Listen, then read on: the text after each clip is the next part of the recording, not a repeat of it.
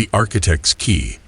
It was a crisp Halloween night in the quaint town of Ravenswood, located in the heart of the United States. The moon hung low in the sky, casting eerie shadows across the streets. For the residents of Ravenswood, Halloween was a night of merriment and spooky tales around the campfire. But this Halloween would be different. The old weathered house at the end of Elm Street had always been a subject of fascination and dread for the townsfolk. The house was a testament to the brilliance of its late owner, Edward Holloway, a reclusive architect who had designed and built the structure himself. Edward had lived in that house for many years, leaving behind a legacy of peculiarities and an air of mystery that seemed to cling to the very bricks and mortar of the building. After Edward's passing, the house remained empty, a looming presence on Elm Street that few dared to venture near. That was until the Peterson family, unaware of the house's dark history, decided to make it their home. The Petersons were a typical American family. John, the father, a handyman by trade; Sarah, the mother, an elementary school teacher;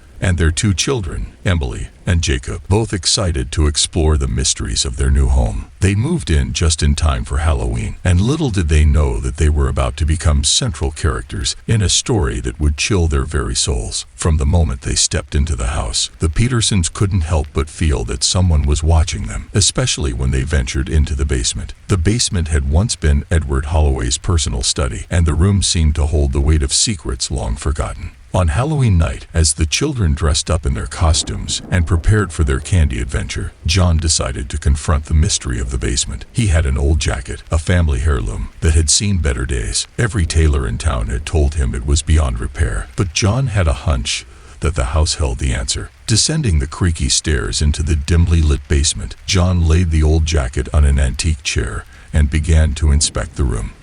Dusty bookshelves lined the walls, filled with leather-bound tomes and architectural plans. An ornate desk sat in the corner, covered in cobwebs and age-old papers. John had the strange sensation that someone had been here recently, a presence lurking just beyond his senses. His eyes settled on the desk, and he decided to search for any clues that might help him mend the jacket. As he tried to open the drawers, he found them all locked tight. There was no key in sight, and frustration began to creep in. However, John's curiosity got the best of him, and he couldn't let go of the feeling that this room held the key to repairing the jacket. John left the basement, leaving the jacket and the locked desk behind. He was determined to find a way to open those drawers, to uncover the secrets hidden within. But as he went to bed that night, strange dreams plagued his sleep. Dreams of an architect who whispered in his ear and beckoned him back to the basement. The following morning, John awoke with an eerie determination. He couldn't explain it, but he knew he had to return to the basement. As he descended the stairs, his heart raced, and a chill ran down his spine. He knew he was not alone. To his astonishment, when he reached the study, the room was no longer in disarray. The cobwebs were gone, and the old desk sat neatly arranged, as if awaiting his return. On top of the desk lay an antique key, ornate and delicate. The drawers were now wide open. With trembling hands, John inserted the key into the first drawer and turned it. The drawer slid open, revealing a stack of aged architectural plans, each marked with intricate designs and cryptic notes. He sifted through them, his excitement growing. In the second drawer, he found a collection of letters, each one addressed to Edward Holloway. They spoke of forgotten promises, a lost love, and a life unfulfilled. John was drawn deeper into the mystery of Edward's past, his empathy for the long-deceased architect growing. The third drawer held the most extraordinary discovery. There, neatly folded, was John's old jacket, mended to perfection. The fabric was flawless, as if it had never aged a day. It was a miraculous restoration, beyond any explanation. John could hardly believe his eyes. As John emerged from the basement, he held the jacket in his hands, a bewildered expression on his face. He had been down there for hours, yet to his family, it had felt like mere minutes. When he showed them the perfectly repaired jacket, their amazement matched his own. Over the next few weeks, John delved deeper into Edward Holloway's history. He discovered that Edward had been an architectural genius, but his reclusive nature had isolated him from the world. There were rumors of a tragic love affair that had haunted him until his dying day. The more John uncovered, the more he felt a connection to Edward's spirit, as if the architect's presence lingered within the house. It was a presence that sought redemption, a chance to make amends for a life of isolation and heartache. As Halloween approached once again, the Petersons prepared to leave their haunted house, their lives forever changed by the mysteries they had unraveled. The jacket had become a symbol of hope, a reminder that even in the darkest of times, there could be healing and restoration. In the quiet of the night, as the town of Ravenswood celebrated Halloween, John, Sarah, Emily, and Jacob gathered in the basement one last time. They lit candles and spoke words of gratitude to Edward Holloway, the reclusive architect who had left behind more than just a house. He had left a legacy of mystery and redemption. As they closed the door to the basement, a cold gust of wind swept through the room, extinguishing the candles. The Petersons ascended the stairs, leaving behind the secrets of the architect's key. They never did fully understand the enigma of Edward Holloway, but one thing was certain: his spirit had found peace, and their lives had been forever intertwined with the mysteries of that Halloween night. And as the years passed, the house on Elm Street continued to stand, shrouded in its dark history, waiting for the next family to unlock its secrets and awaken the architect's restless spirit. Halloween in Ravenswood was never the same again, as the town whispered tales of the house that held the key to the afterlife, and the legacy of Edward Holloway lived on, forever haunting their imaginations. A mother's love. In the heart of America, in a small town nestled amongst the rolling hills of Kentucky, lay a highway with a reputation that sent shivers down the spines of its residents. Locals knew it as the Widow's Highway, a treacherous stretch of road with a deadly turn that had claimed countless lives over the years. It was said that the highway was haunted by a vengeful spirit, a mother who had taken her own life after her son's tragic accident on that very road. Her restless spirit, it was rumored, lingered at the deadly turn, protecting those who ventured through her territory. Kevin, a curious and adventurous teenager, couldn't resist the allure of the haunted highway. He, along with his group of friends, had heard tales of the spectral guardian and the mysteries surrounding the Widow's Highway. With Halloween approaching, they decided to put the legend to the test, to discover if there was any truth to the ghostly stories that had circulated for years. On a moonless night, Kevin revved the engine of his beat-up car, the engine's roar resonating in the cool autumn air. His friends huddled in the backseat, sharing nervous glances and uncertain laughs. The journey to the Widow's Highway was filled with eerie silence, as they couldn't help but feel the weight of the legend pressing down on them. As the car approached the infamous turn, the atmosphere grew thick with anticipation. This was where the accidents had occurred, where lives had been lost, and where the vengeful spirit was said to dwell. Kevin pulled over, the headlights casting a pale glow on the winding road. It was time to put the theory to the test. The group of boys had come prepared. They carried with them a bag of flour, a makeshift tool to prove the existence of the supernatural. Their plan was to sprinkle the white powder on the road, the grass, and their car, hoping to capture footprints as evidence of the ghostly encounter. With shaky hands, they dispersed the flour, creating a ghostly trail in the pale moonlight. Once the ground was sufficiently dusted, the boys returned to their car. Kevin's grip tightened on the steering wheel as he prepared to navigate the perilous turn at a high speed. With a sudden surge of adrenaline, he floored the gas pedal, and the car roared to life, hurtling toward the treacherous curve. Faster and faster they went, the tires screeching in protest as they rounded the bend.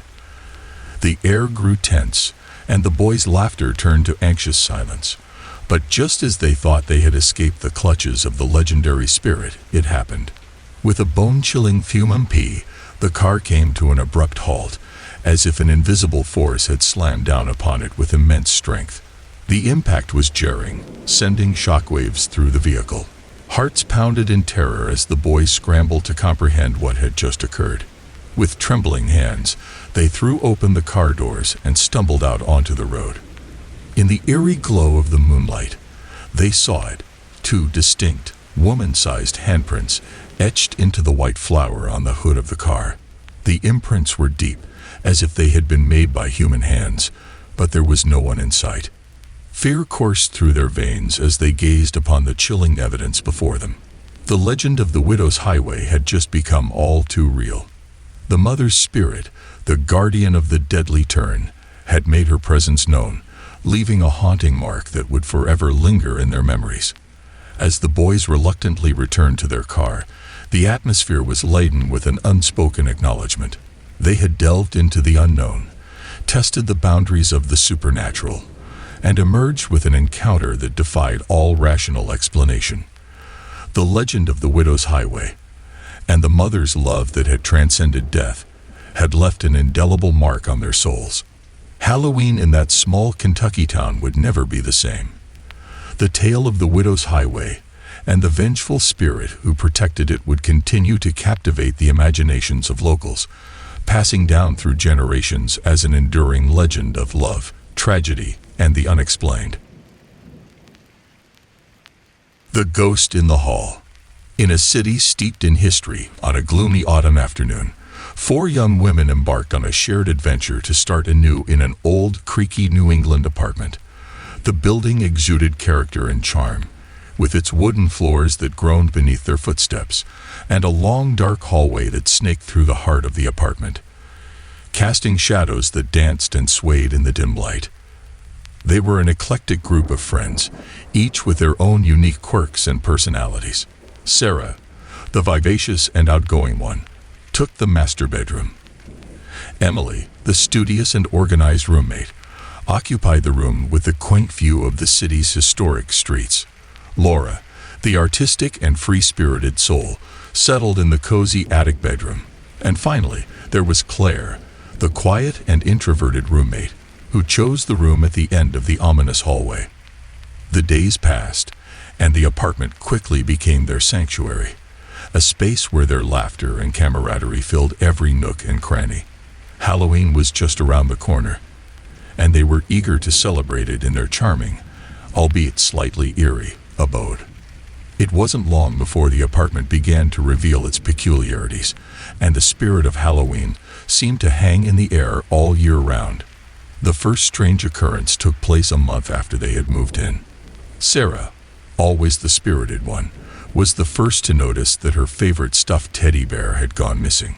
She searched high and low, asking her roommates if they had seen it, but the others shook their heads in genuine confusion. Weeks turned into months, and the bear remained elusive, fading into a distant memory. That is until one fateful evening when Sarah, searching for a long-lost book in one of the seldom-used closets, made a chilling discovery. As she opened the closet door, she gasped in disbelief. There, on the top shelf, sat her beloved teddy bear, looking as if it had been placed with utmost care. She called out to her roommates, who rushed to the closet to see what had alarmed her. They were as perplexed as she was, for they had not ventured into the closet in weeks, let alone touched her treasured bear. Sarah placed the bear back on her bed, puzzled and somewhat unnerved by its inexplicable reappearance. Her roommates, now equally baffled, exchanged uneasy glances, the realization slowly dawning on them that their apartment was not as ordinary as it seemed. The apartment held a quiet secret, a whisper of the uncanny that fluttered through its old walls. The teddy bear's vanishing act was just the beginning, a hint of something more mysterious lurking within the shadows of their home. Days turned into weeks, and it became apparent that the apartment held other signs of being haunted.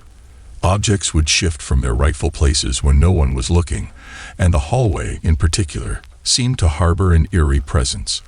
At times, it felt as though unseen eyes watched their every move as they ventured down the narrow corridor.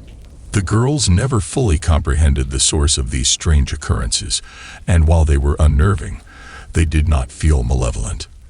In a way, their new home felt like a guardian, a silent protector watching over them.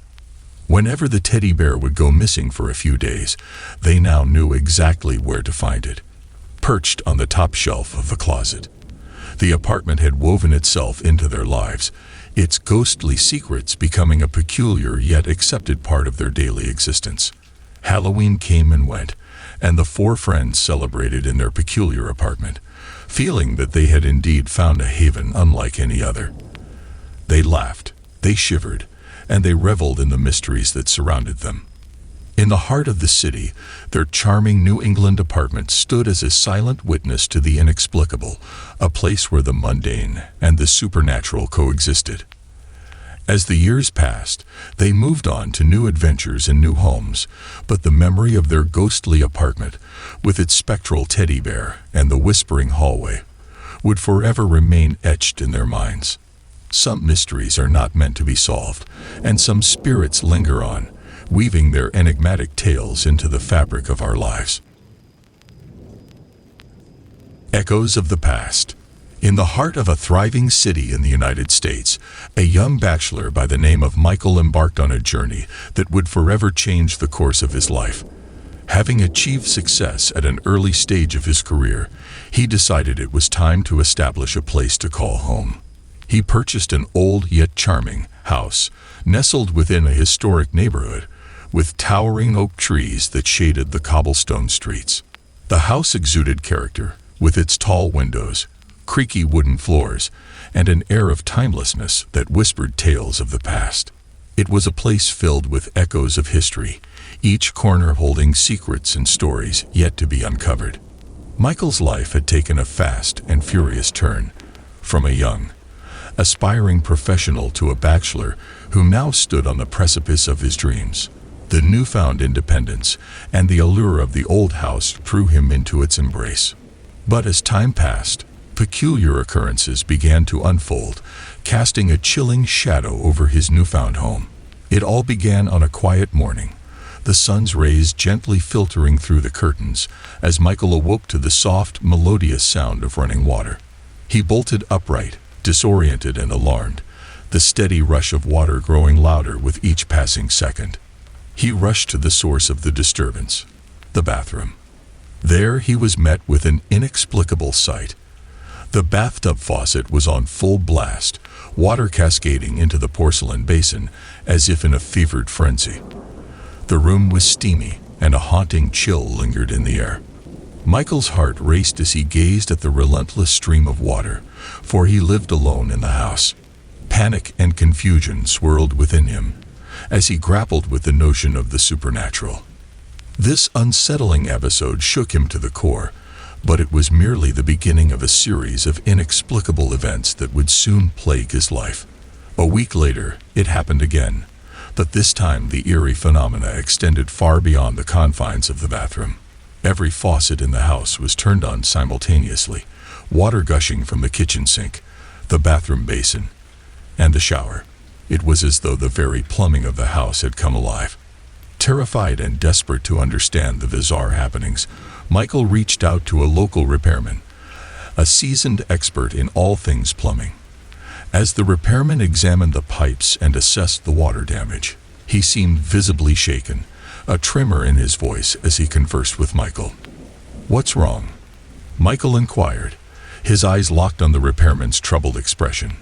The repairman took a deep breath before he replied, "The woman who lived here before you, she drowned in that bathtub." Michael's blood ran cold at the revelation.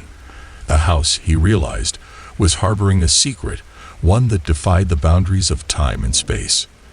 The tragic echo of a woman's death lingered within its walls, manifesting in the inexplicable events that had plagued him.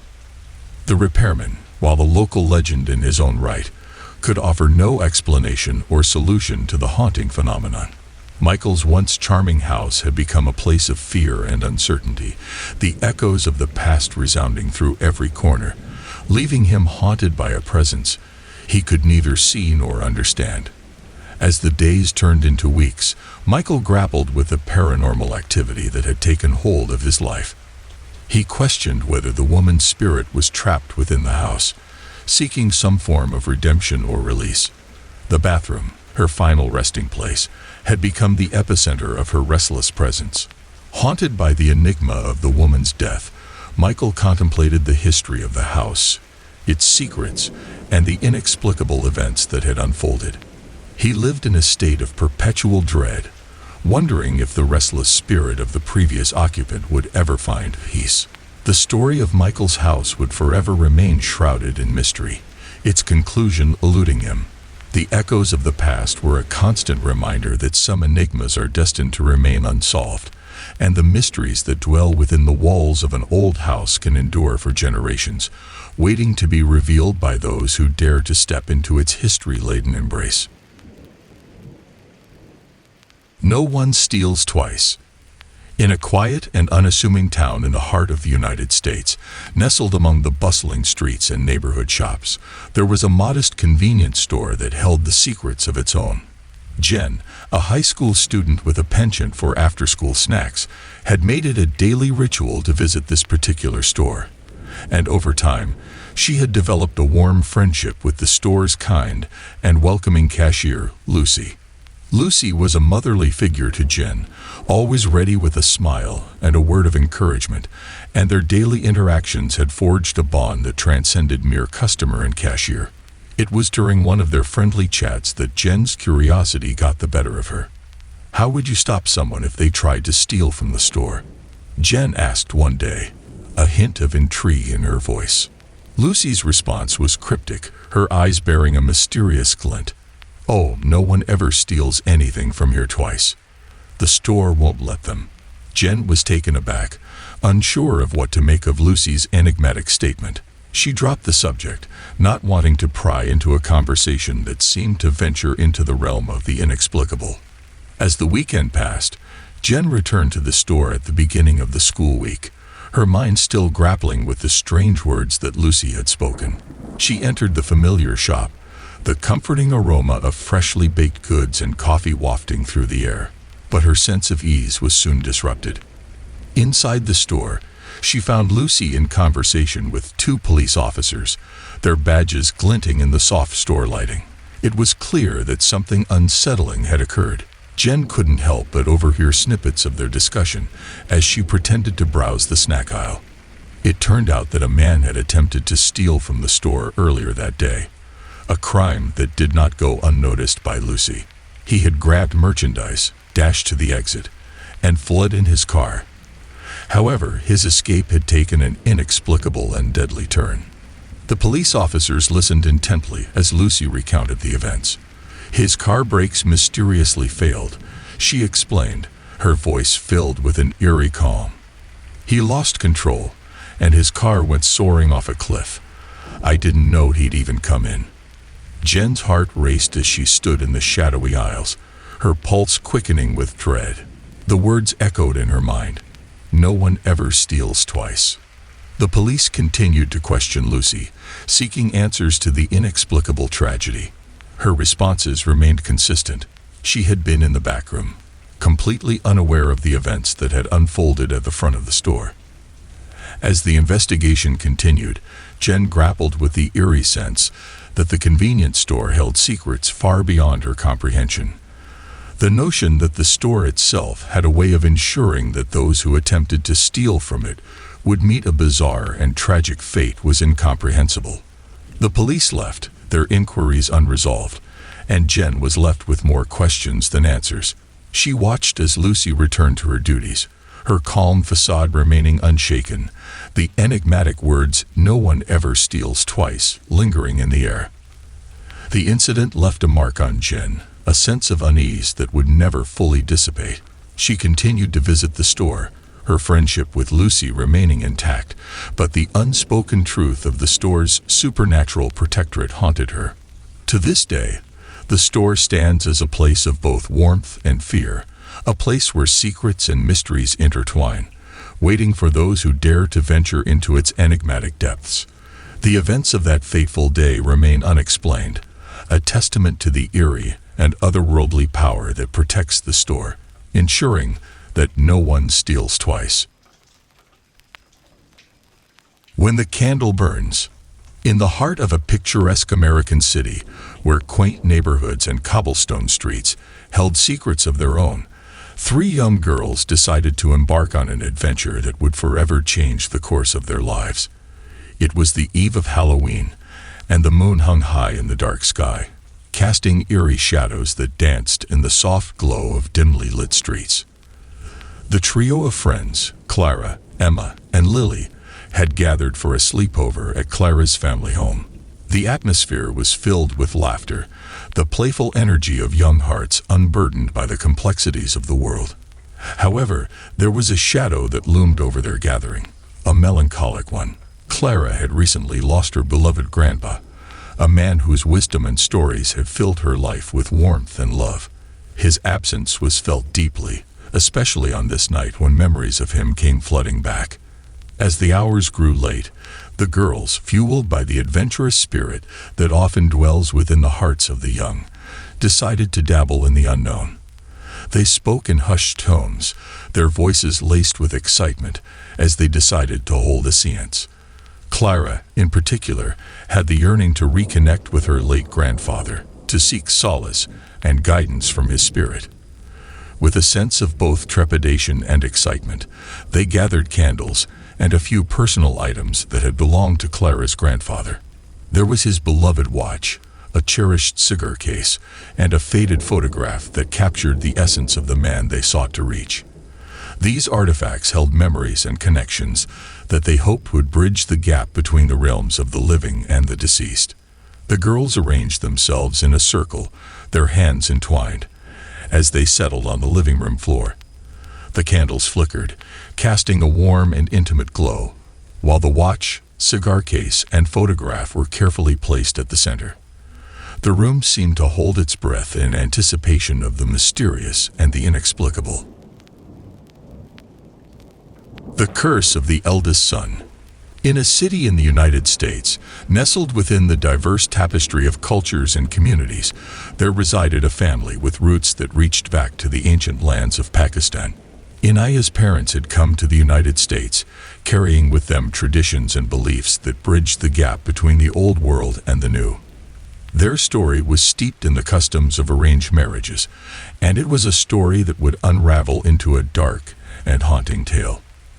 In the days before Inaya's parents were wed, her father had been betrothed to another woman in an arrangement that was steeped in tradition.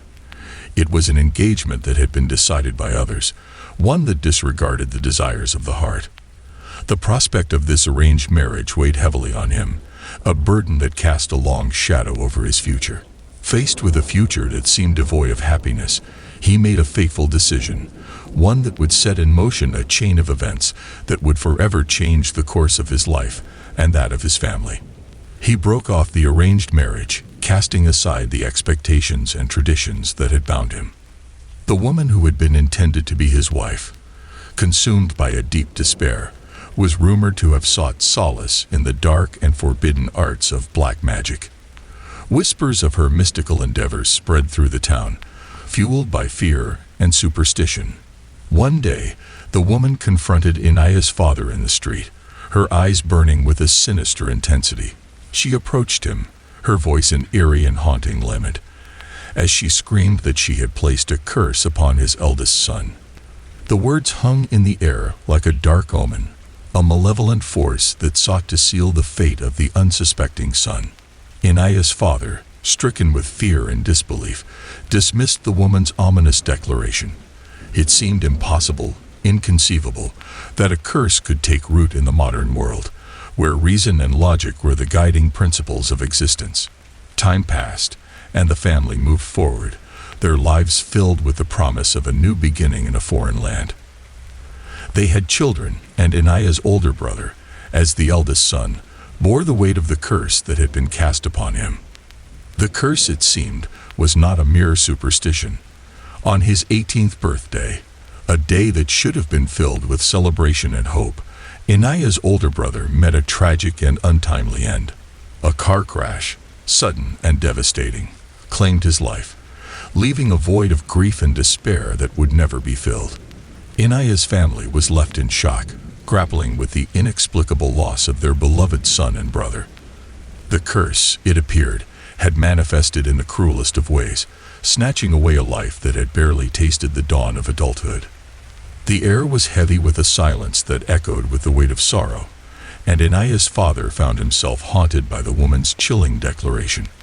The curse of the eldest son had taken root, exacting a devastating toll on their family. In the end, Inaya's family was left to wonder, to question the boundaries of belief and the inexplicable forces that could shape destiny. The curse that had been spoken into existence by a woman consumed by despair had left them with more questions than answers. As time passed, the story of the curse remained a dark and haunting chapter in Inaya's family history, a narrative that defied reason and logic.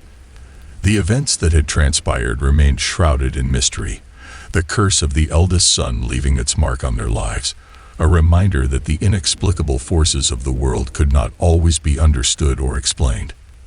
And so, the story ended as it began, with questions that lingered in the air, unanswered, a testament to the enigmatic nature of the human experience and the unseen forces that could shape our destinies. The seance began, a tentative and uncertain endeavor that blurred the lines between the worlds of the living and the dead. The girls whispered prayers and incantations, their voices carrying through the room in a haunting refrain.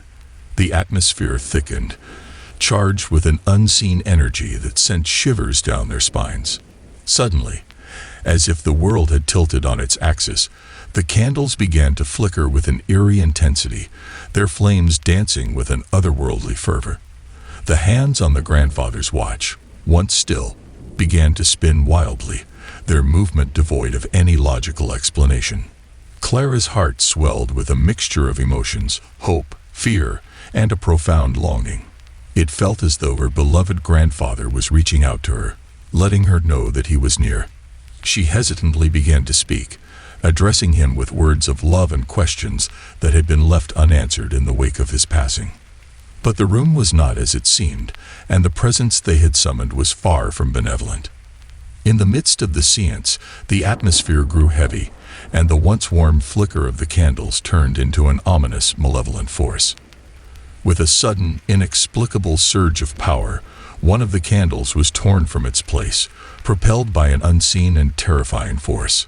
It whizzed through the air with startling speed, narrowly missing Clara's head before crashing against the wall, extinguishing its flame.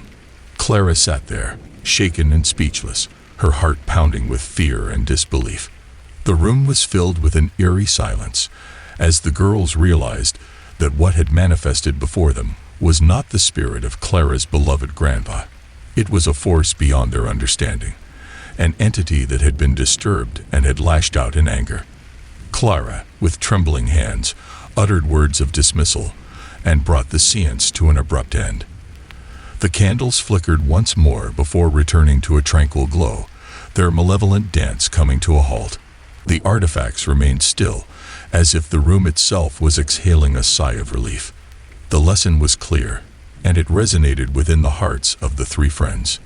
The spirit world was a realm of the unknown, a place of both light and darkness, where forces beyond human comprehension could be awakened by a simple invitation. As they gathered their belongings and put the room back in order, Clara's expression was one of solemnity. The connection she had sought with her grandfather had remained elusive, and the chilling experience had left her with more questions than answers.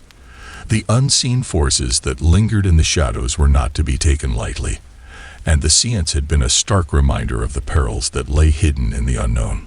The room bore the echoes of their seance, a space where the veil between the worlds had momentarily thinned, revealing a glimpse of the supernatural. The three friends would carry the memories of that Halloween night, with its flickering candles and the terrifying force that had been unleashed, as a haunting reminder of the mysteries that dwell beyond the realm of the living. The uninvited party guest. In a city within the United States, where the streets were lit by the soft glow of street lamps, a group of adults had gathered for a dinner party. There were 6 of them, friends who had come together to share in an evening of laughter, good food, and camaraderie. The host and hostess, Sarah and David, had prepared a feast to remember, and the scent of their culinary creations filled the cozy dining room. As the guests settled into their seats around the polished wooden table, they reveled in the warm atmosphere and the anticipation of the evening ahead, It was a night meant for joy, an opportunity to escape the mundane routines of life and share in the company of cherished friends. However, the air was tinged with an unexpected chill, one that would soon set the stage for a haunting and surreal experience. Just as the guests were raising their glasses for a toast, a sudden and unexpected knock echoed through the house. Startled, the laughter ceased, and all eyes turned to the source of the sound, the front door. Sarah, the hostess, rose from her seat, her footsteps echoing in the silence as she made her way to the door. Her friends watched with a mixture of curiosity and apprehension, their expressions mirroring the uncertainty that hung in the air. When she reached the door and turned the handle, she was met with a scene that defied explanation. There, in the dimly lit entryway, was nothing but the yawning void of the night. No one stood on the doorstep. No footsteps echoed down the pathway. The guests exchanged glances, confusion etching lines of concern on their faces. Somebody must have realized they had the wrong address, Sarah explained to her guests upon her return, an uncertain smile masking her unease. The conversation shifted, and the guests began to discuss their dinner, eager to set aside the eerie interruption. But as they turned their attention back to the dining table, they were met with a sight that sent a collective shiver down their spines. There, among the place settings, was a seventh plate, an extra chair tucked beneath the table. Was that there before? One of the men asked, his voice trembling with uncertainty. The hostess, Sarah, who had taken great care to set the table, was taken aback by the inexplicable addition. I must have set an extra place by mistake, she stammered, her fingers trembling as she reached for the uninvited setting. She picked up the plate and carried it to the kitchen, her thoughts a whirlwind of confusion and apprehension. Her husband, David, followed, his own expression mirroring her unease. As they discussed the bizarre turn of events, Sarah placed the extra plate aside, determined to return it to its rightful place after confirming with her guests that they had not noticed the inexplicable addition. But when she returned to the dining room, plate in hand, the scene before her was enough to steal her breath away. Another plate, identical to the one she had removed, now rested beside the others. It was as if an unseen hand had set the table while her back was turned. Her heart raced as she turned to face her husband, his eyes wide with disbelief. The guests, who had been talking among themselves, were now gaping in astonishment. A collective gasp rippled through the room as they realized that the uninvited guest had not only returned, but had also brought a glass to accompany the place setting. The room was filled with a heavy silence, broken only by the quiet clinking of utensils and the sound of heavy breathing. The uninvited guest had become a silent presence that cast a long shadow over the dinner party, and the friends grappled with uncertainty and fear. The guests exchanged nervous glances, their expressions filled with a mixture of disbelief and apprehension. The once celebratory evening had taken a surreal and chilling turn, the uninvited guest a harbinger of the inexplicable. As the night wore on, the group decided to play along, filling the empty glass and plate with the finest offerings their feast had to offer. It was a decision born of fear and uncertainty, a way to placate the unknown and ensure that the uninvited guest did not reveal the full extent of their mysterious intentions. The dinner party continued, but the atmosphere had shifted from one of joy to one of apprehension. The guests cast glances at the uninvited guest, their eyes filled with questions and unease, and the night carried on with an undercurrent of dread. As the hours passed, the uninvited guest remained a silent and enigmatic presence, offering no explanation for their sudden appearance. The dinner party, once a celebration of friendship and camaraderie, had become a haunting and surreal experience, one that would forever leave its mark on the guests. The night concluded as it began, with the uninvited guests taking their leave, their presence as enigmatic as their arrival. The friends were left with questions that would never be answered, the uninvited guests' true identity and intentions forever shrouded in mystery. The dinner party had become a tale of the unexpected, a night when the line between reality and the supernatural had blurred, leaving the guests to grapple with a haunting and unexplained experience.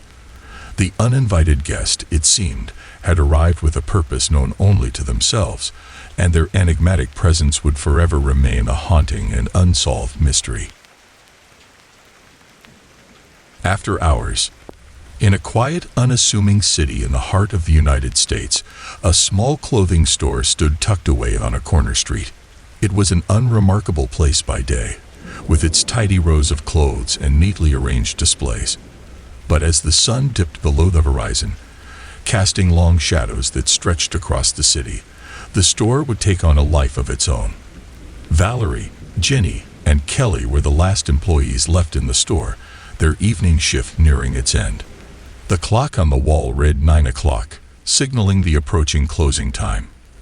With a sense of relief, they embarked on the familiar ritual of tidying up the store, preparing it for another day of business. The three women moved gracefully through the store, folding clothes and arranging them with precision. The atmosphere was filled with camaraderie and the shared satisfaction of a job well done. As they went about their tasks, their laughter filled the air, a testament to the strong bond that had formed among them. But as the final minutes of the evening ticked away, an unexpected and eerie event would unfold, shattering the peaceful routine they had come to rely on. A stack of neatly folded shirts, perched on a display table, suddenly collapsed to the floor. The shirts tumbled in a chaotic cascade, fabric spilling in all directions. None of the women had come into contact with the stack, and their eyes locked in collective surprise. The incident had transpired with a suddenness that defied explanation. Ginny, always one to embrace the unexplained, was quick to offer a theory. "It's probably the ghost," she quipped, her tone half teasing, half serious. Kelly, the youngest of the three, arched an eyebrow, her skepticism clear. "Very funny," she retorted, convinced that the others were engaging in a bit of light-hearted teasing at her expense. Valerie, however, bore a knowing smile as she leaned down to pick up the fallen shirts. "No, really," she responded with a hint of sincerity. "He's a little boy. He likes to play." Kelly's skepticism remained firmly in place. She assumed that her older colleagues were simply having a laugh at her expense. "Come on, guys," she urged, her voice colored by a mix of disbelief and frustration.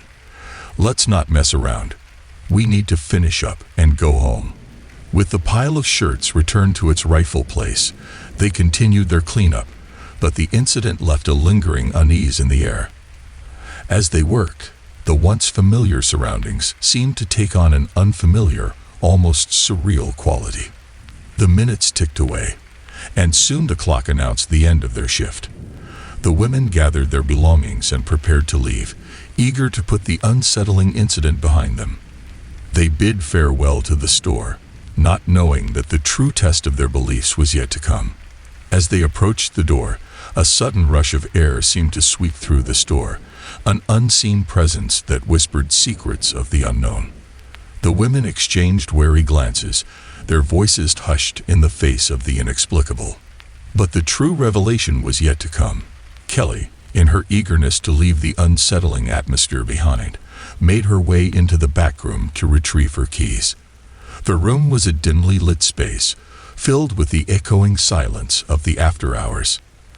As Kelly moved to pick up her keys from the small table, she saw a flash, a fleeting glimpse of a young boy, no more than 7 years old, his image appearing in the mirror beside her. His eyes held a certain innocence and curiosity, and he seemed to emanate a playful energy. Startled, Kelly turned her gaze toward the mirror, her reflection staring back at her with a mixture of fear and wonder. But the sight that met her eyes sent a shiver down her spine. Her keys, which she had seen resting on the table moments earlier, now lay on the floor at her feet. The realization that the inexplicable had taken place struck Kelly with a force that left her breathless. The supernatural had woven its presence into the fabric of their everyday reality, and the uninvited guest had made their presence known. As the women left the store and the door closed behind them, the night carried with it a sense of unease and mystery. The events of the evening had left an indelible mark on their memories, and the uninvited guest, with his playful presence and enigmatic actions, remained a haunting and unexplained presence in their lives. The story ended as it had begun, with questions that lingered in the air, and the uninvited guest's true identity and intentions forever shrouded in mystery. The store, with its after-hours secrets and unseen presence, had become a place where the line between the ordinary and the supernatural had blurred, leaving the women to grapple with a haunting and unexplained experience. The Lonely Ferris Wheel. In a small and picturesque American town, nestled beside a tranquil river and surrounded by rolling hills, the summer carnival was a cherished annual tradition. As the sun's warm embrace gave way to the gentle caress of twilight, the carnival would come to life, casting its vibrant spell upon the town. Charlie was a young man who had recently joined the ranks of the carnival workers. He had heard the stories from the seasoned employees, whispered tales of the carnival's secrets, and the mysteries that unfolded beneath the shimmering lights. One such mystery was the Ferris wheel, a towering monument to nostalgia and wonder that stood as the heart of the carnival. The first night of the carnival had arrived, bringing with it a torrent of laughter, colorful lights, and the intoxicating scent of cotton candy.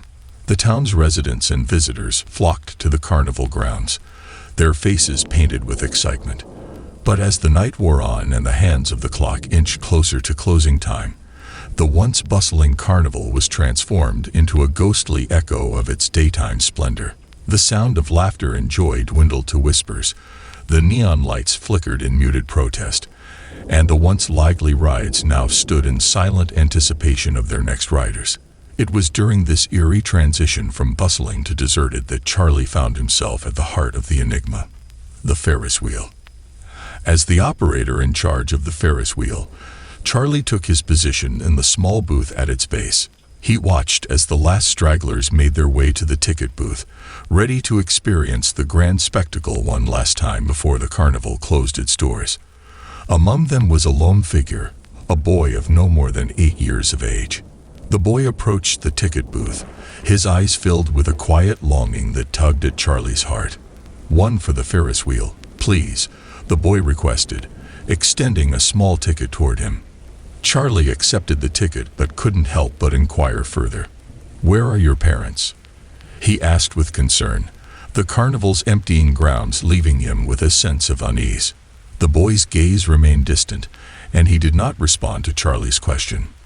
Instead, he simply took his seat within one of the Ferris wheel's gondolas, his small form silhouetted against the dying light of the day. Uncertain of what else to do, Charlie allowed the boy to board the ride, activating the controls that would send the Ferris wheel into motion. As the great wheel began its ascent, Charlie watched from his booth, the sensation of unease deepening with each passing moment. The boy's gondola climbed higher and higher into the night sky, ascending toward the stars that twinkled with an otherworldly glow. The carnival grounds below seemed to shrink in comparison, the world beyond fading into obscurity. But as the ride neared its pinnacle, a profound sense of disquiet washed over Charlie. The boy's gondola should have been returning to its starting point, but the seat remained empty. Panic surged through him, and he called out to the other carnival workers, his voice trembling with fear. In a frantic rush, they searched for the boy, their flashlights cutting through the shadows that clung to the Ferris wheel's towering frame. The minutes stretched into an agonizing eternity, and the search proved futile. The boy had seemingly vanished into thin air. Desperation led Charlie to seek out his boss, a seasoned carnival worker who was privy to the secrets that lay hidden beneath the veneer of the carnival. He recounted the mysterious disappearance of the boy, his words laced with fear. His boss regarded him with a knowing look, one that bore the weight of many similar occurrences. With an air of casual acceptance, the boss handed Charlie a faded newspaper clipping, its yellowed edges bearing witness to the passage of time. It contained a haunting headline: "Boy falls from Ferris wheel, 8 years old." The photograph featured the very same boy who had disappeared before Charlie's eyes, his eyes filled with innocence and promise. The date of the article, however, revealed a chilling truth. The event had transpired 8 years prior, the carnival eternally bound to the memory of a tragedy that should have remained in the past. As the carnival lights dimmed and the night whispered its secrets, Charlie was left with more questions than answers. The Ferris wheel, a symbol of joy and wonder, had revealed a darker, enigmatic aspect, one that defied explanation and comprehension. The story concluded as it had begun, with an unresolved mystery that would forever haunt the hearts and minds of those who bore witness to the enigma of the lonely Ferris wheel. The carnival had become a place where the boundaries of reality and the supernatural were blurred, leaving the characters to grapple with a haunting and unexplained experience. The Laundry Thief.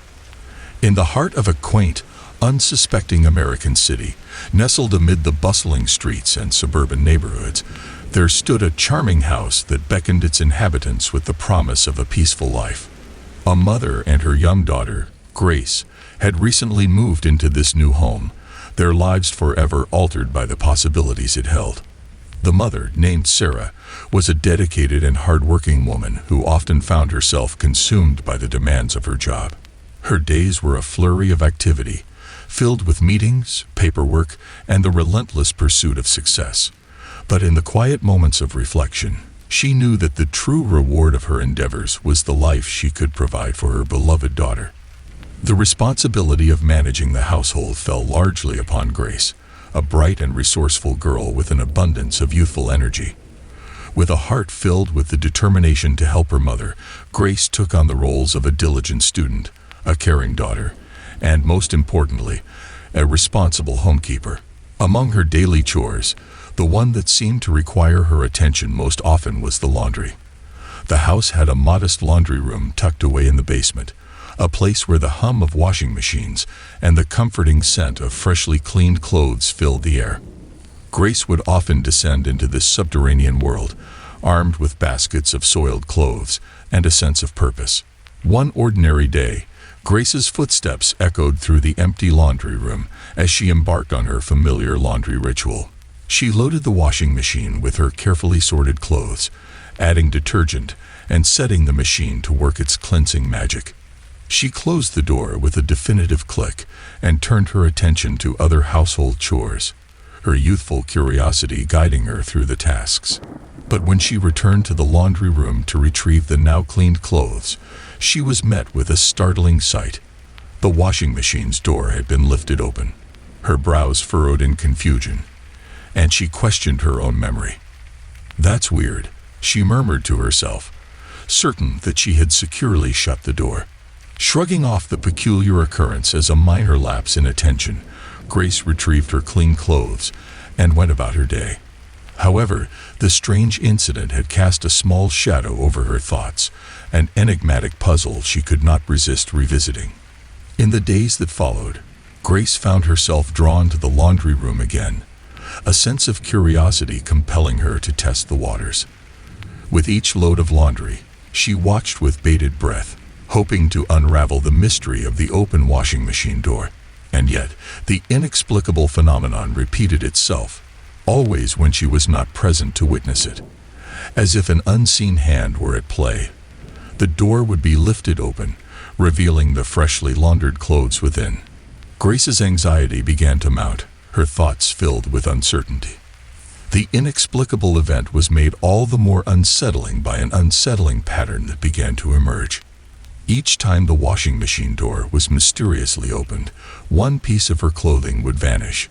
It started with a single sock, and in the subsequent laundry cycles, the disappearance extended to a pair of shorts, a beloved t-shirt, and even a scarf. The clothes disappeared as if swallowed by the abyss, leaving Grace to grapple with an ever-growing collection of solitary garments. Weeks turned into months, and Grace found herself in the midst of a baffling and perplexing enigma. The open washing machine door had become a haunting presence in her daily routine, a riddle she could not decipher. The missing clothes served as silent witnesses to a puzzle that remained unsolved. In her search for answers, Grace hesitantly confided in her mother, sharing her concerns about the peculiar occurrences in the laundry room. Sarah, overwhelmed by the demands of her work, offered little more than comforting words and the assurance that the mystery would eventually be explained. But as the days passed, Grace's life took an unexpected turn. She descended into the laundry room once more, filled with a sense of dread and anticipation. The washing machine's door had been lifted open again, and Grace's pulse quickened in response. With a hesitant hand, she reached for the laundry, half expecting the usual disappearance of one of her garments. But to her astonishment, the clothes were all present.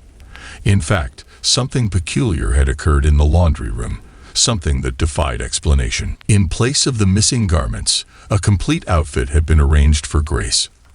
The missing sock, shorts, t-shirt, and scarf were all there, neatly placed as if laid out for her by an unseen hand.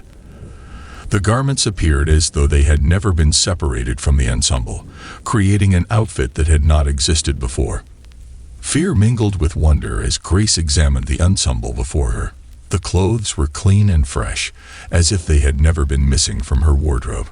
But it was not just the presence of the clothes that filled her with a sense of unease. It was the inexplicable act of kindness, as though a silent and invisible force had decided to grant her a gift.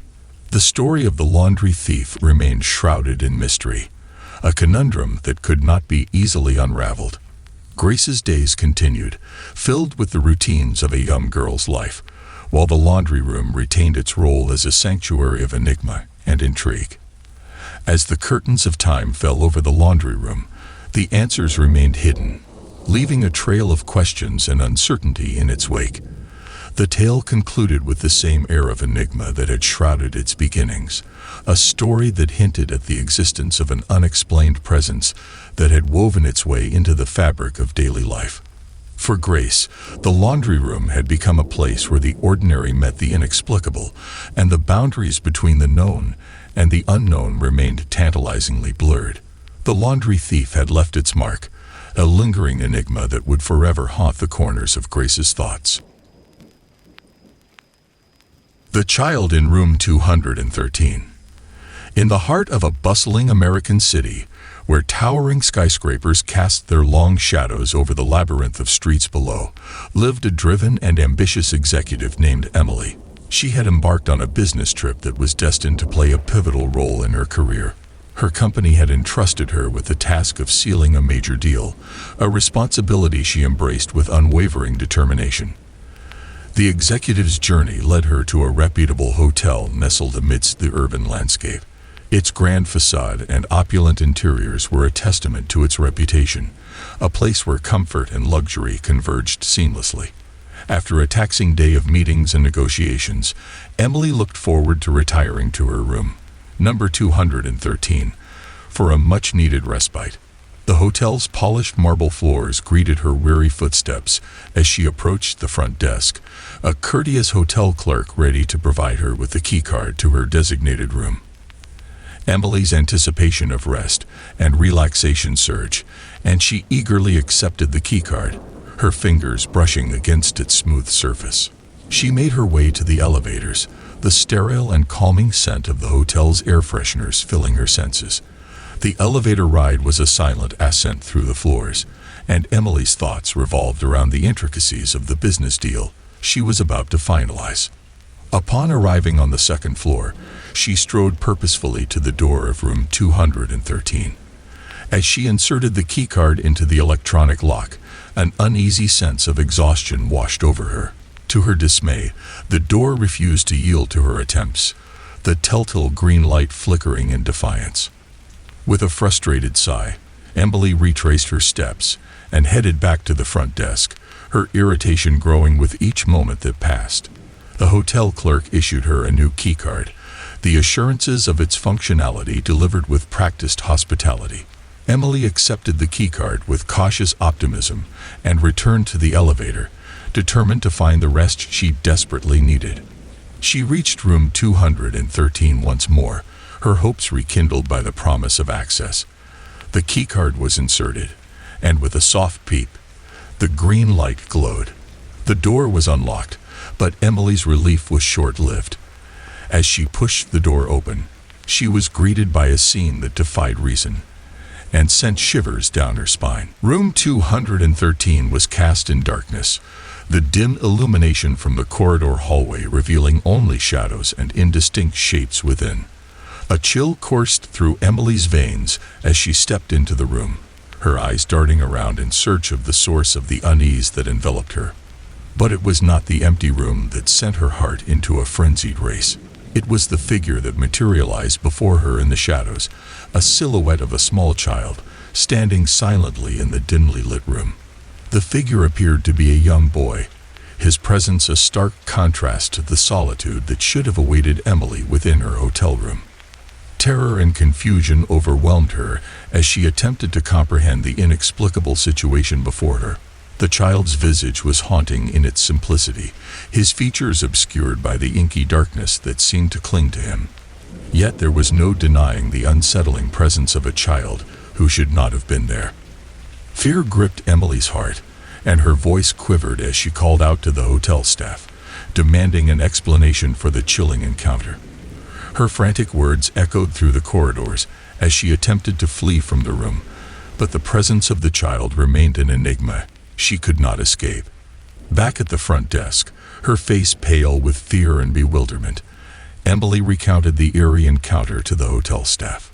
She implored the hotel clerk to understand the gravity of the situation, to recognize that her room had not been empty, and that she had been greeted by the chilling presence of the child in room 213.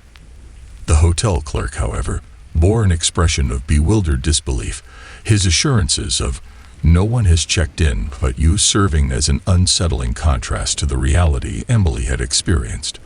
The executive's pleas fell upon deaf ears, and the hotel staff maintained their stance that she was the sole occupant of room 213. Emily's business trip was marked by the eerie encounter, a chilling memory that remained etched into her consciousness. The inexplicable presence of the child in room 213 left her grappling with questions that had no clear answers. It became a haunting tale of the unexplained, a mystery that refused to be unraveled.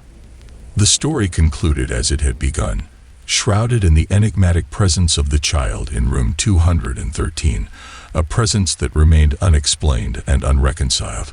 Emily's business trip concluded, but the unsettling encounter left an indelible mark, a memory that would forever haunt her thoughts and cast a shadow over her life.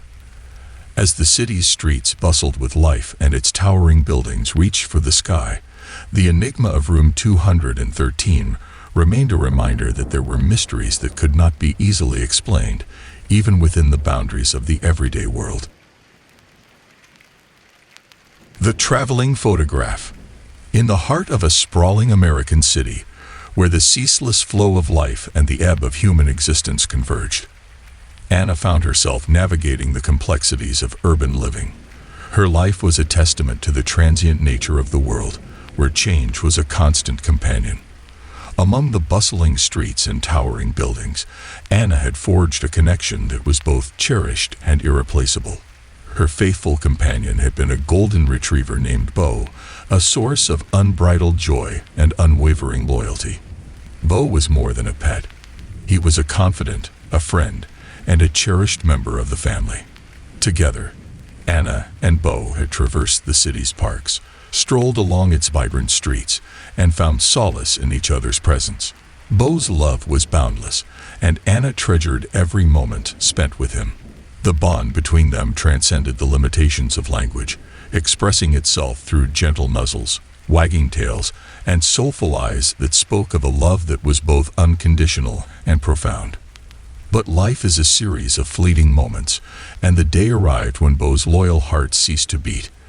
Anna was left with a void in her life, one that could never be truly filled. Grief wrapped its melancholy arms around her, and the world she had known became a place of shadows and memories. As a testament to the love they had shared, Anna began to carry a photograph of Bo with her everywhere she went. The image captured a moment of pure happiness, a snapshot of a life that had been filled with laughter and companionship. Bo's eyes gleamed with intelligence and warmth, a reflection of the love he had showered upon his human friend. The photograph was more than a mere memento. It was a source of comfort, a tangible link to the joyous days of yore. It provided solace to Anna during moments of solitude and inspiration during times of uncertainty.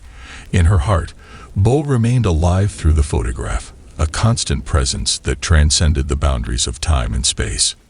But fate is a capricious force, and Anna's heartbreak deepened when the photograph of her beloved Bo went missing. In a city that never slept, where countless souls moved in and out of her life, the loss of the photograph was a poignant reminder of the fleeting nature of existence.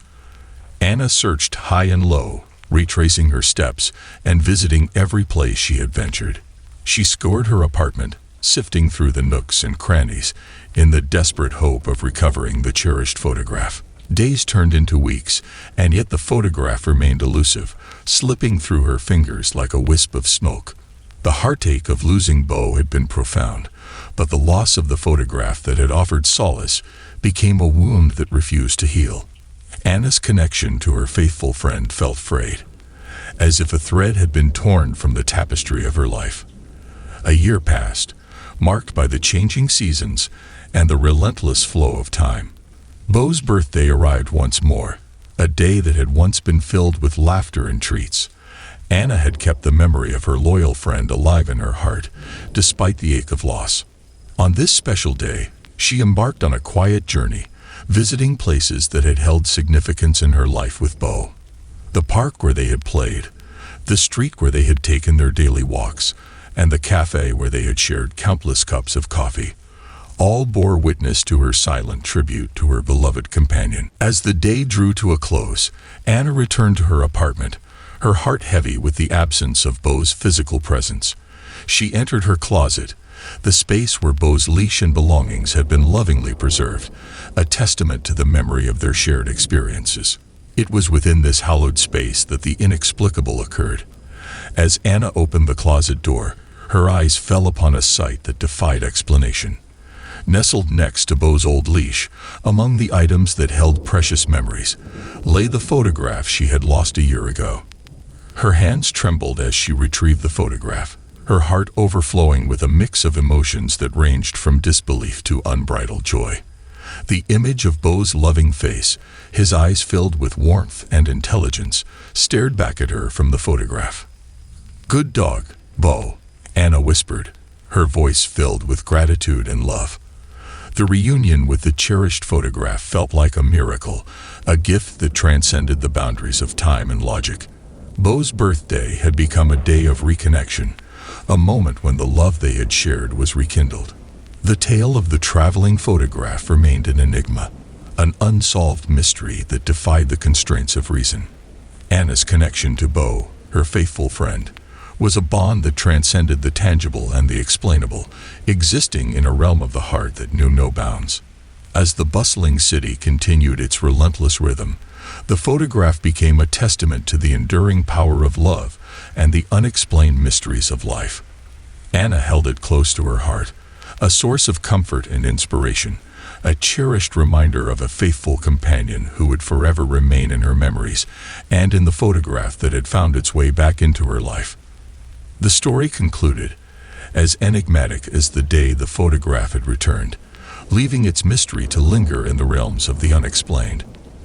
Anna's heart, once burdened by the loss of her beloved Bo, was now buoyed by the inexplicable return of the traveling photograph. Shattered glass. In a city where the whispers of the past danced with the bustling present, Sam, Peter, and John found solace in their nightly ritual. After a long day at work, they gathered at their favorite watering hole to unwind, share stories, and seek refuge from the demands of their everyday lives. The trio of friends was an eclectic mix, each carrying their own set of quirks and interests. Sam was the skeptic, the one who dismissed tales of the supernatural with a hearty laugh. Peter, on the other hand, was the storyteller, the one who relished in sharing ghostly legends and the thrill of the unknown.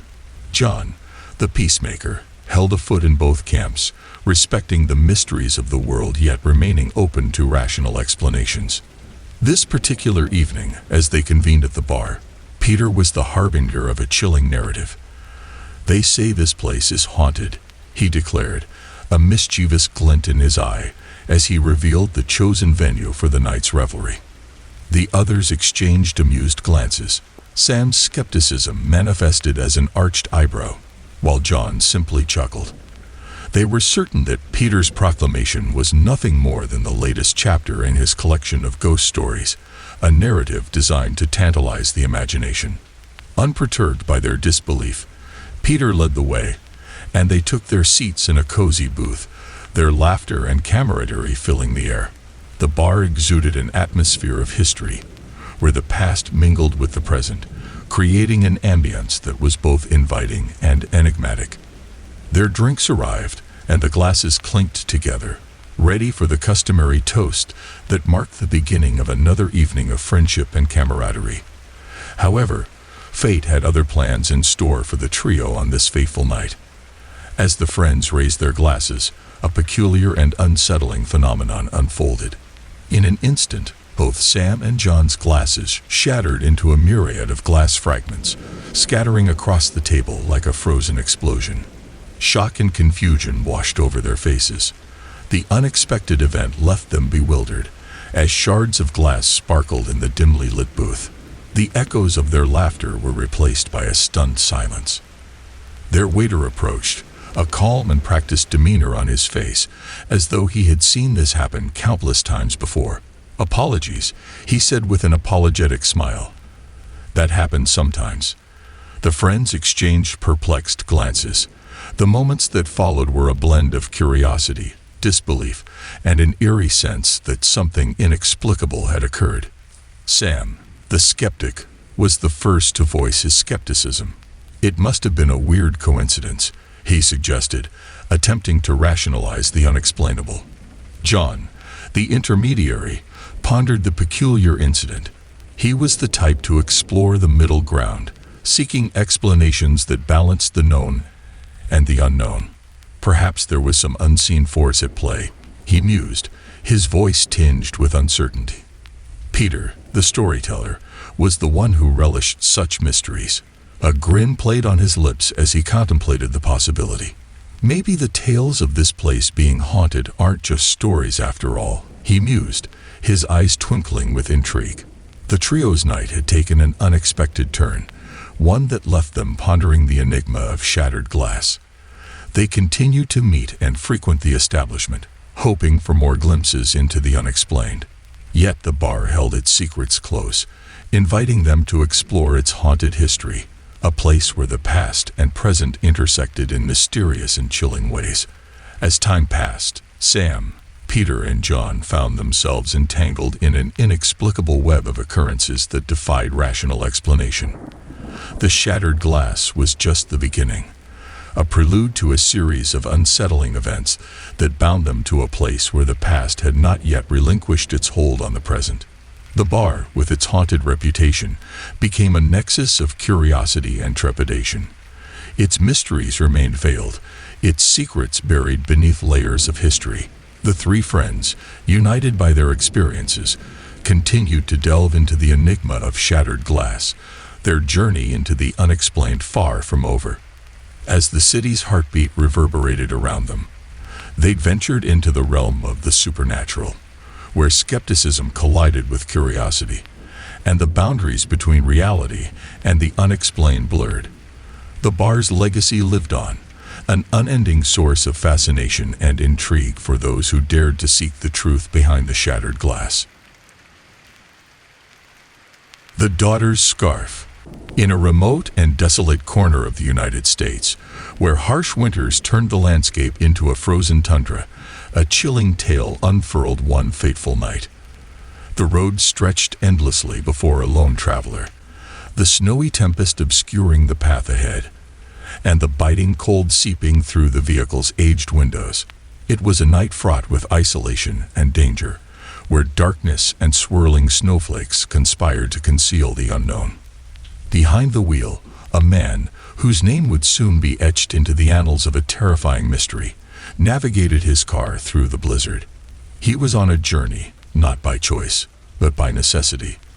The snowfall had begun with an air of innocence, but it had grown into a tempest, threatening to consume everything in its path. As he pushed forward, The man couldn't shake the feeling of unease that clung to him. The road was empty, an eerie silence pervading the winter night.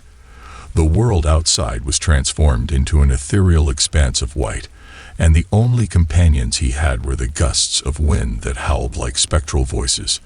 However, it soon became apparent that he wasn't entirely alone on this forsaken road. In his rearview mirror, he noticed the faint glow of headlights approaching from behind. As the vehicle drew closer, the stranger behind the wheel signaled him to stop. The man felt a shiver race down his spine as he brought his car to a halt, the engine idling. Both men stepped out of their vehicles and onto the desolate road, their breath forming frozen plumes in the frigid air. The traveler, still struggling to comprehend the stranger's sudden appearance, could not have anticipated the bizarre turn of events that would follow. In the dim glow of their car lights, the second man extended his arm, offering a soft pink scarf. The delicate fabric, tinged with the color of spring blooms, stood out starkly against the backdrop of the icy wilderness. The man, disoriented and wary, accepted the scarf, unable to ignore its uncanny resemblance to the one he had seen before. The scarf was the very image of his daughter's, a cherished memento of warmth and affection that she had left behind. It was a haunting reminder of her, a presence that should have been a world away from this desolate road. The father's eyes were drawn to the second man's disconcerting gaze, a look that seemed to carry a hidden torment and a sinister smile that sent shivers down his spine. Haunted by a dread he could not explain, the father hastily retreated to the shelter of his vehicle, revving the engine to life. With snowflakes swirling around him like specters, he sped away, leaving the mysterious man behind in his rearview mirror. Arriving home, his heart pounding in his chest, the father discovered a surreal scene that awaited him. The police, their somber faces etched with concern, were already stationed at his residence. Their presence was ominous, as if they had been waiting for his return, aware of the enigma that had unfolded on that freezing January night. The father's mind raced with questions, his apprehension growing with each passing moment. Why had the police been summoned? What did they know about the sinister man and the daughter's scarf? As they beckoned him inside, the truth began to unravel, revealing a nightmare that defied rational explanation. In the aftermath of that chilling encounter, the man would find himself entangled in a web of mystery and fear, where the threads of reality and the supernatural blurred into an enigma that left its indelible mark. The pink scarf, a symbol of innocence, warmth, and familial love, had become an object of dread and terror. The story's conclusion remained elusive, a haunting riddle that lingered in the corridors of the unexplained. The daughter's scarf had bridged the gap between worlds, leaving the father with an unsettling truth that he could neither comprehend nor escape. The nightmarish encounter on that forsaken road had forever altered the course of his existence, and the enigma of the pink scarf would continue to haunt his waking hours and his restless dreams. Wedding in the Dark. In the heart of a quaint American city, where history and modernity intertwined, a story unfolded that would forever haunt the local residents and visitors alike. The tale began with an engaged couple, Clara and William, who had embarked on an exciting journey towards their wedding day.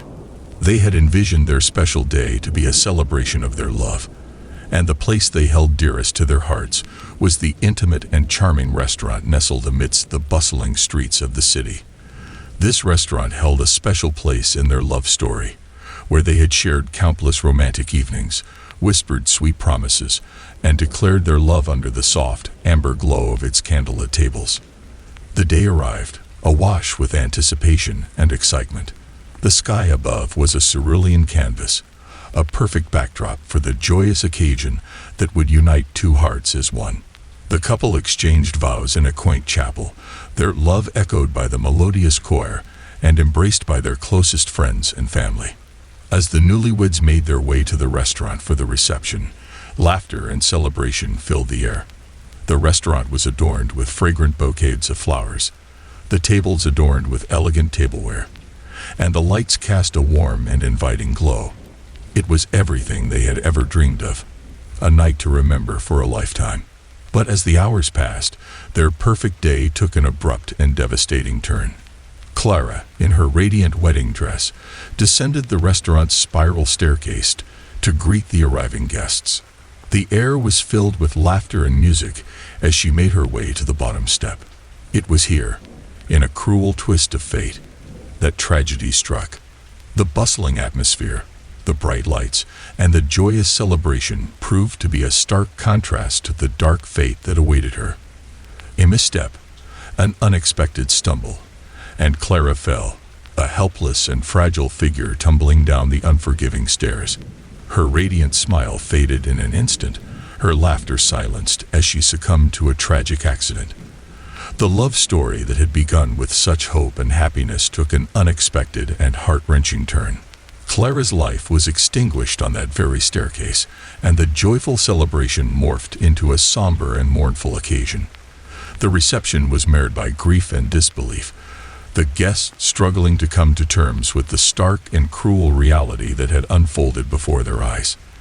The news of Clara's untimely demise cast a shadow over the entire city, her name whispered in hushed tones, and her memory etched into the hearts of all who had known her. The staircase that had witnessed the beginning of their love story now stood as a painful reminder of their heartache. In the days that followed, the restaurant underwent changes, both visible and unseen. The once vibrant and welcoming establishment took on a different atmosphere as it struggled to carry on in the wake of such tragedy. The staircase, where Clara had met her tragic end, became an eerie and unsettling spot. But it was not just the living who were affected by the loss of Clara. As night descended upon the restaurant and the last patron had departed, something inexplicable began to occur. The ghostly apparition of a bride, dressed in her wedding gown, descended the very staircase that had claimed her life. In the stillness of the night, with only the moonlight casting a pale glow, Clara's ghost made her nightly appearance. It was as if time itself had paused, and she embarked on a solemn journey. The ethereal figure moved gracefully and silently, her steps echoing in the empty restaurant. It was said that every night, after the restaurant had closed its doors and the world outside had fallen silent, Clara's spirit descended the stairs. With an otherworldly grace, she began to set the tables and chairs, arranging them meticulously for the wedding guests who would never arrive. Her phantom fingers worked with a tender and loving touch, as if the act itself was a poignant act of devotion and longing. Each piece of cutlery, each glass, and each place setting was arranged with the same care and attention to detail that she had dedicated to planning her wedding day. The atmosphere was surreal, a ghostly bride alone in the restaurant, carrying out her solemn duty in silence. The spectral apparition was an enigma, a manifestation of love and loss that defied explanation. Those few who had witnessed her haunting ritual were left in a state of shock and disbelief, unable to fathom the depths of her enduring love and the tragedy that had befallen her. The legend of Clara's ghost in the restaurant had spread throughout the city, an eerie and captivating tale that both intrigued and unsettled. It was a story of love that transcended death, a tale of devotion that persisted beyond the veil of life. The restaurant, once a haven for romance and celebration, had become an eerie and sacred space where the living and the dead seemed to coexist. Clara's ghost, with her eternal wedding preparations, continued her nightly ritual, a poignant and bittersweet reminder of the love that had been torn asunder on the stairs of the restaurant. The enigma of Clara and her posthumous wedding preparations remained unanswered, a haunting and enduring mystery that lingered in the minds of those who had heard her tale. The restaurant, forever touched by her presence, had become a place where the living and the dead converge, where love and tragedy intertwined in a story that defied time and explanation. As the years passed, the restaurant continued to thrive, its doors open to diners and patrons who sought its unique ambience. Yet beneath the veneer of normalcy, the legend of Clara's ghost lived on, a reminder of the enduring power of love and the chilling consequences of a tragic twist of fate. The story of Wedding in the Dark remained one of the city's most captivating and unsettling tales, a story that would continue to be whispered in hushed tones and passed down through generations. Clara's spirit, a ghostly bride forever entwined with the restaurant she had loved, carried out her spectral preparations, an eternal act of devotion that defied the boundaries of the living and the dead. Three's a crowd. In a picturesque neighborhood of a quiet American city, where houses stood like sentinels in the moonlit night, the tale of Three's a crowd would unfold. In this cozy suburban setting, two sisters, Emily and Lily, were home alone while their parents attended an event one chilly evening. The sisters, having shared a close bond from the very beginning, found solace in each other's company. On that particular night, as the clock's hands slowly crept towards midnight, they sat on Emily's bed, engrossed in animated conversation, weaving stories of adventures and dreams, each word drawing them closer together. The soft glow of a bedside lamp cast warm shadows across the room, and the sisters felt the comforting embrace of familiarity and sisterly love. The world outside seemed far away, and the darkness beyond the curtains held no fears for them. As their conversation ebbed and flowed, a sudden interruption shattered the tranquility of the night. The room was filled with the unmistakable strains of loud music, a discordant note that clashed with the serenity of their evening. Emily and Lily exchanged puzzled glances, their eyes reflecting mutual uncertainty about the unexpected intrusion. Their parents were not the type to play music loudly, especially not when they weren't home. An unsettling unease settled over them as they tried to discern the source of the disturbance. The music, booming and invasive, seemed to originate from a direction they could not immediately pinpoint. It swirled around them, filling the room with an eerie ambience. Anxiety gnawed at the edges of their consciousness as they looked around, seeking answers that remained elusive. Summoning her courage, Emily decided to investigate the origin of the unwanted music. She slipped out from under the warmth of the covers, leaving Lily huddled on the bed. With each step, her footsteps were a hesitant whisper on the wooden floor, her heart pounding in her chest. The music grew louder as she ventured deeper into the darkness of the hallway, its source beckoning her like an eerie siren. It led her to their parents' room, where the door stood partially ajar, the dim light from the hallway casting eerie shadows across the room. In the dim room, she discovered the cause of the disturbance. Her father's laptop lay open on their bedside table, its screen illuminated by the harsh glow of the music video. The volume was cranked to its maximum, and the rhythm of the music permeated the room. The sight of the blaring laptop and the unfamiliar song brought a rush of confusion and unease. Emily quickly moved to lower the volume, her trembling fingers struggling with the controls. As she silenced the intrusive music, the abrupt silence was as unsettling as the music itself. Her mind raced, and an unsettling sense of vulnerability crept over her. The room felt different, as if it held secrets that had been unearthed by the intrusive music. Emily couldn't shake the feeling that they were not alone. Hastily, she retreated from the room and hurried back down the hallway to the safety of their bedroom, her heart still racing. She closed the bedroom door behind her, a futile effort to keep out the inexplicable fear that had gripped her. Lily, sensing her sister's disquiet, anxiously awaited her return on the bed. The silence that followed, pregnant with unspoken fear, deepened the sense of trepidation that had taken root in the room. Their quiet exchange was interrupted by an ominous presence, one that would shake their very foundations. Footsteps, slow and deliberate, echoed down the hallway, each step landing heavily like a portentous drumbeat. Emily and Lily exchanged wide-eyed glances, their unease deepening. As the footsteps grew closer, the sisters huddled together in the soft glow of the room, a feeling of profound vulnerability weighing down their hearts. Dread enveloped them as the haunting sound approached their bedroom door. Then it came, a deafening triple knock, as if a giant had struck their door with a heavy fist. The force of the knocks reverberated through the room, shaking the very walls. The sisters held their breath, their eyes locked onto the door, their hearts pounding in their chests. Yet, the door remained shut, and no one attempted to enter. The haunting trio of knocks hung in the air like an unanswered question, the room filled with an oppressive silence. Hours seemed to pass as they clung to each other, paralyzed by fear.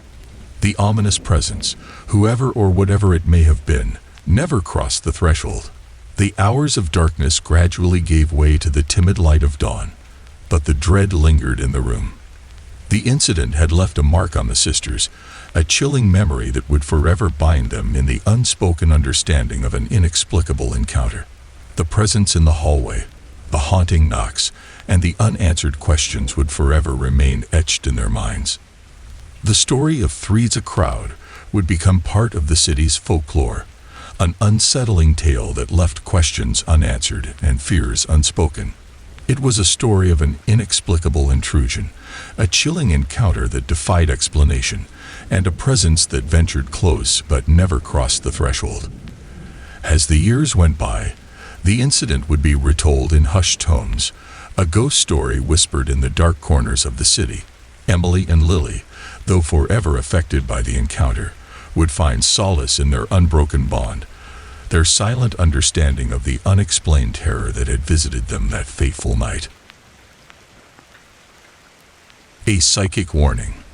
In the bustling heart of an American city where the ebb and flow of life pulsed through the streets, the extraordinary tale of a psychic warning would come to life. This story, while not inherently terrifying, transcended the realm of the ordinary into something eerie and unexplainable. Meet Frank, an unassuming man whose life was woven with threads of guilt, grief, and the unshakable memory of his estranged brother. It was a cold autumn day, and he found himself in a busy shopping mall, the impersonal crowd bustling around him as he roamed from one store to another. The rhythmic footsteps and the soft hum of conversation melded into the backdrop of his thoughts. In the midst of this ordinary day, the unexpected arrived with the haste of an old woman who seemed to materialize from the bustling crowd. She gasped for breath, her wrinkled face etched with urgency. Frank, taken aback, watched her approach with an amalgam of confusion and apprehension. "I ran all the way from the other end of the mall to find you," she exclaimed, her voice trembling with intensity. "I sensed you were here." Frank's heart raced, his apprehension giving way to a growing fear. This was no chance encounter. The woman had a purpose, a message that had compelled her to seek him out. He braced himself for what would come next. Their meeting held no sense of familiarity, yet she spoke with an intimate knowledge that transcended explanation. As if tapping into some hidden reservoir of information, she reached into the depths of Frank's soul. "I have to tell you," she said with compassionate eyes that seemed to pierce his very being, "your brother's death was not your fault."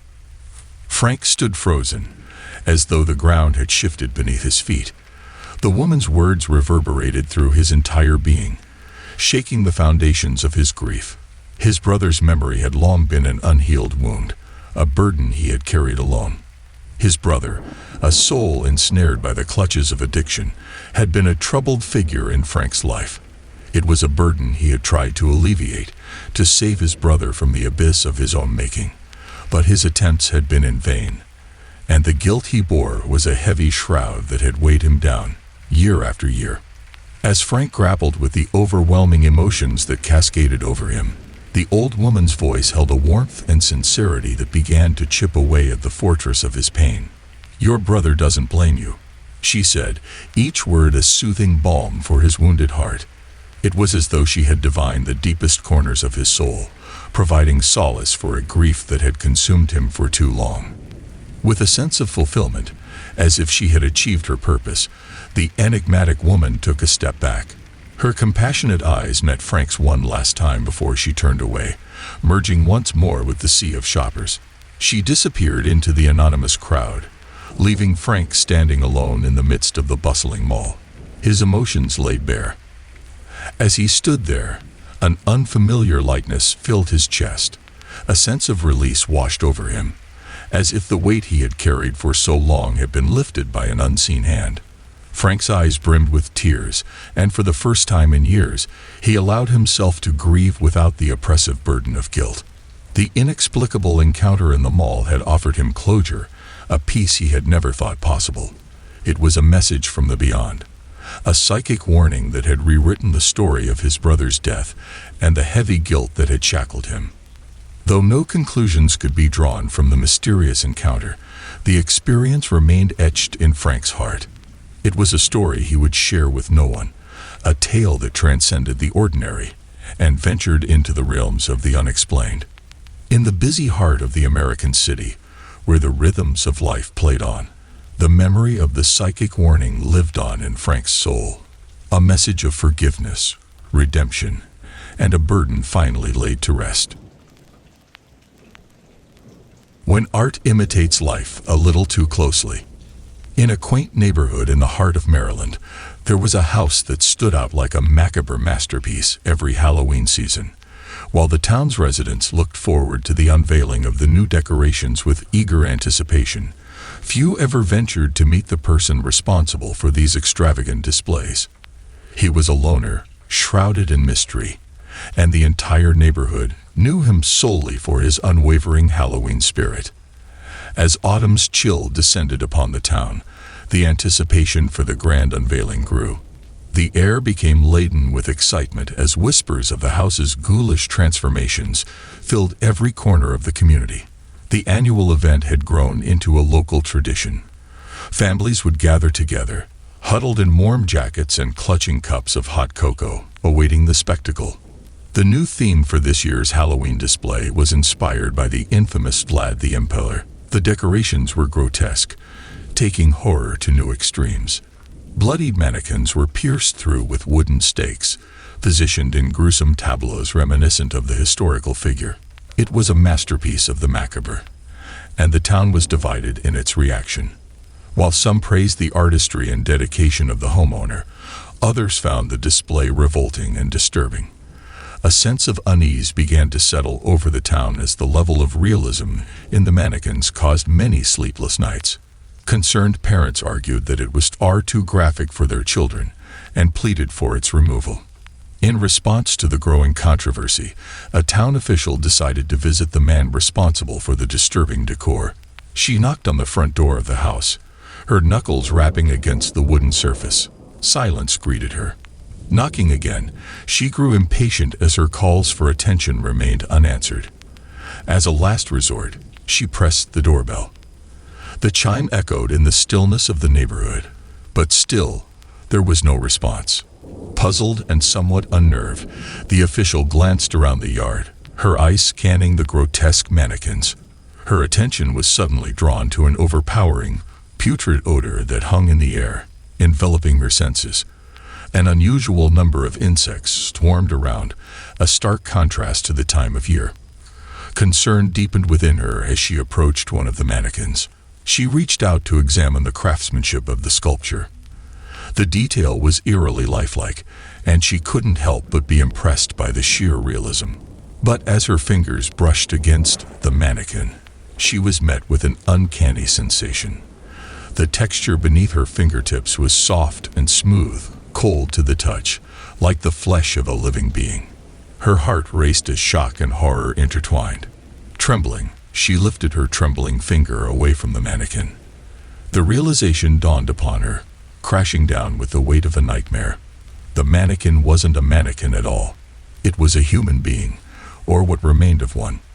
The official gagged, the putrid odor now unbearable, and covered her mouth with her hand. Panic began to set in as she retreated from the gruesome tableau. The neighborhood's macabre artist had taken his craft to an unprecedented level, transcending art and life. In the days that followed, the town was abuzz with frantic discussions. An intense manhunt was launched to locate the man responsible for this nightmarish display. But the loner who had once lived in the house had seemingly vanished, leaving behind nothing but a sinister legacy.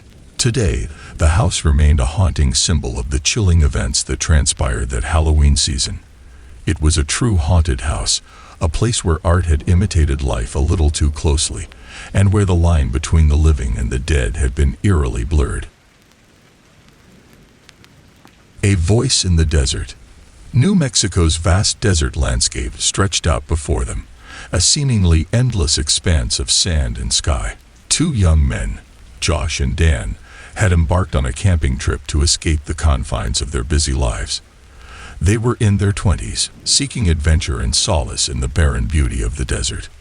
Their camping gear was minimal, with little more than sleeping bags, food, and the materials required to start a fire. As the day transitioned into night, they found themselves far from the city lights, gazing up at the starry canopy that stretched above them. The tranquility of their surroundings provided an eerie calm, the silence of the desert broken only by the occasional whisper of the wind through the sand. They settled in, preparing their dinner and exchanging stories around the campfire. The night air was cool, and the scent of the desert was a welcome change from the city's chaos. As they lay in their sleeping bags, looking up at the star-studded heavens, they couldn't help but feel a profound connection with the universe. It was a moment of perfect serenity, a rare escape from the noise and demands of their daily lives. But the beauty and peace of their desert retreat were short-lived. In the early hours of the morning, as the moon cast an eerie glow over the sandy landscape, Josh was startled awake by a sound that pierced the stillness. It was a voice, and it sounded like Dan, but there was something profoundly wrong with it. The voice was frantic, laced with a sense of urgency that sent shivers down Josh's spine. "Come here, quick. Look." The words were unnatural, a perfect repetition, devoid of emotion. Josh sat up, bewildered, trying to discern the source of the voice. It was as though it echoed in the desert air, emanating from the dark expanse beyond their campfire. Still in the hazy grip of sleep, Josh glanced over to Dan's sleeping bag, expecting to see his friend disturbed by the voice as well. But Dan lay there, sound asleep, his chest rising and falling in peaceful slumber. Josh's heart quickened as the voice rang out once more, beckoning him with the same eerie, repeated urgency. "Come here, quick. Look." It was as though an unseen hand tugged at his consciousness, compelling him to respond. He decided to investigate, cautiously unzipping his sleeping bag. But just as he was about to step out, someone grabbed him from behind. The grip was firm, and a sense of dread washed over him. Josh's breath caught in his throat as he turned around, expecting to see Dan. It was indeed Dan, but his expression was one of urgent silence.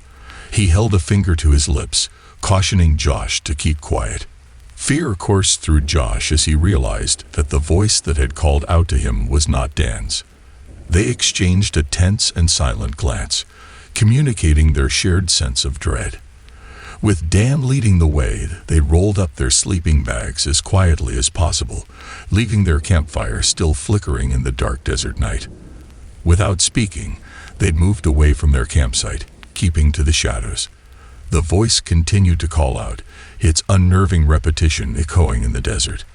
But the two friends dared not look back, nor did they respond to the haunting beckoning.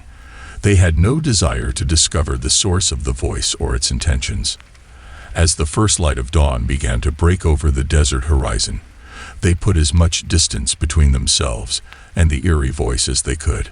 Their hearts pounded with a mixture of fear and confusion, their minds filled with unanswerable questions.